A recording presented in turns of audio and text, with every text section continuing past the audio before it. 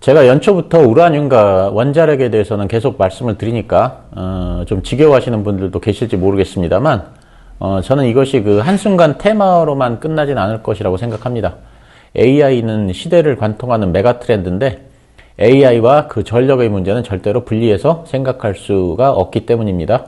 그렇기 때문에 AI가 부각되면 반드시 전력의 문제도 같이 부각될 수밖에 없는데 전력의 핵심은 우라늄과 원자력이라고 생각합니다. 그런데 며칠 전에 하나투자증권에서 AI 데이터 센터 전력 급증과 원자력 발전이라는 보고서가 나왔습니다. 그래서 오늘은 이 보고서를 소개해 드리겠습니다. 2020년 GPT-3 등장 이후 초거대 AI의 경쟁이 심화되고 있습니다. 성능을 고도화하기 위해서 더 많은 매개의 변수가 사용되는데 이건 결국 더 많은 에너지 수요로 연결됩니다. 그러니까 AI의 그 폭발적 성장으로 데이터 센터가 급증하고 있고 덩달아서 데이터 센터가 소모하는 전력도 급증하고 있습니다. 그런데 AI는 모델을 학습시킬 때뿐만 아니라 사용할 때에도 막대한 컴퓨팅 자원을 소모합니다. 그래서 더 많은 전력을 필요로 합니다. 예를 들면 그 통상적으로 구글 검색은 회당 0.3W의 전력을 소모하지만 AI 기반 검색은 회당 3W의 전력을 사용합니다.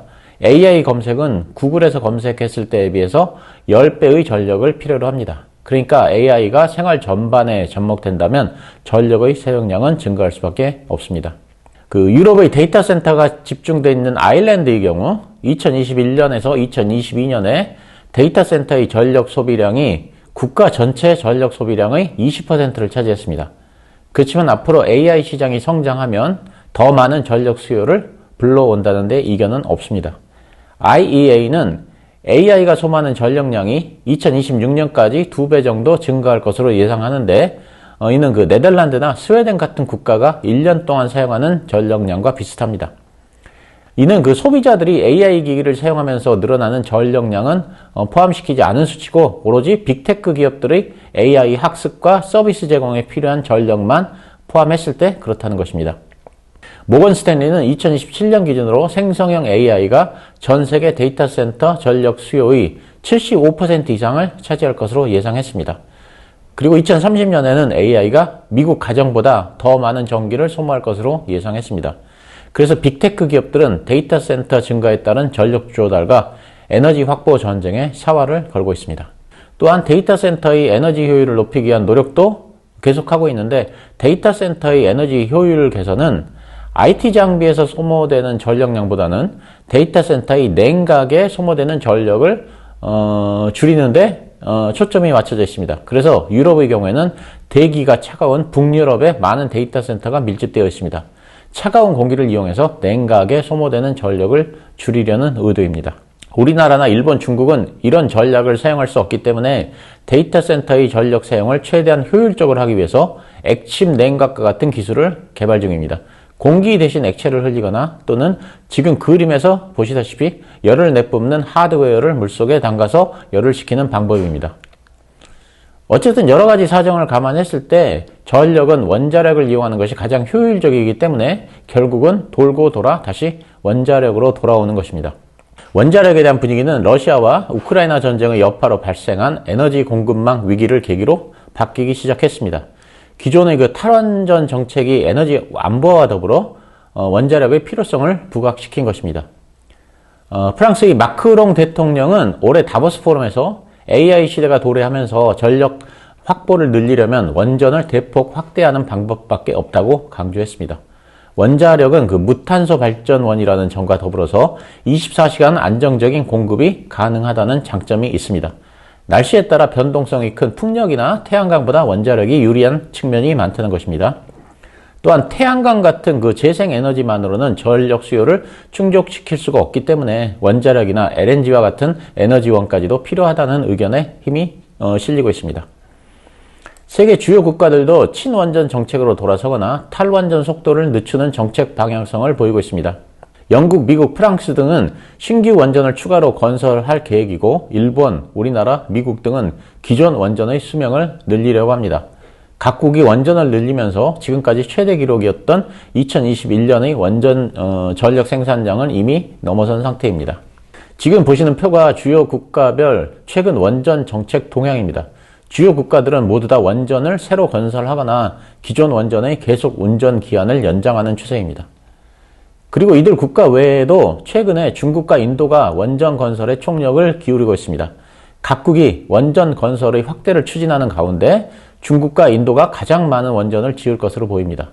중국은 현재 원전 25기를 건설 중이며 향후에 46기를 추가로 짓기로 했습니다. 중국은 2035년까지 전체 전력 생산에서 원전이 차지하는 비율을 현재 5%에서 10%까지 늘릴 방침입니다.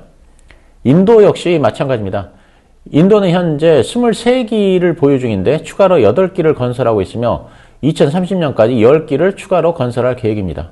인도 내 전체 발전량에서 3.2%를 차지하는 원전 비율을 2050년까지 25%로 늘리겠다는 계획입니다. 참고로 현재 가동 중인 원전 수 1위는 미국이 94개로 1등이고 프랑스와 중국이 각각 56기로 공동 2등입니다. 한편 작년 11월에 기후변화협약 당사국 총회에서 미국, 프랑스, 우리나라 등 22개 원전 지지국가들은 2050년까지 원자력 용량을 3배 늘리는 넷제로 뉴클리어 이니셔티브에 서명했습니다.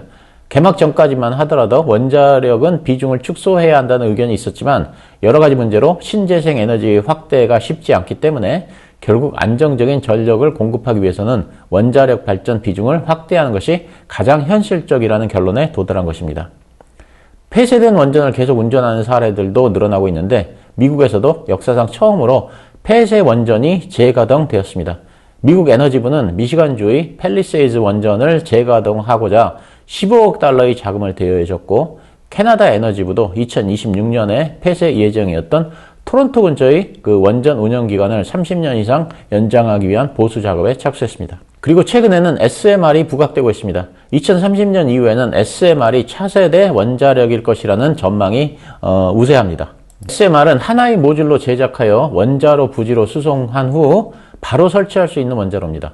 SMR은 최소한 72시간 동안 외부 지원 없이 원자로를 안전하게 유지할 수 있고 내진 설계가 가능하다는 점에서 안전성이 부각됩니다. 제가 얼마 전에 그 다른 영상에서 뉴스케일 파워에 대해 소개를 해드린 바 있습니다. 미국의 원자로는 NRC, 그러니까 미국 원자력 규제위원회의 그 규제를 받는데 발전소 선치를 위해서는 NRC로부터 허가를 취득하는 것이 필수입니다. 뉴스케일은 NRC 허가를 취득한 유일한 SMR 회사입니다. 그리고 뉴스케일은 나스닥에 상장된 유일한 SMR 업체이기도 합니다. SMR이 초기 시장이다 보니까 잦은 설계 변경과 원가 상승 등으로 아이다호 프로젝트를 중단한 바 있습니다. 그렇지만 미국을 대신해 지난해 10월 허가를 받은 그 루마니아 프로젝트에 집중하고 있습니다. 뉴스케일 파워는 루마니아 중부 도이셰 슈티에 있는 석탄 화력 발전소를 SMR 6기로 교체하는 작업을 추진 중입니다. 미국에서는 원자력 발전법이 금년 2월에 통과됐습니다.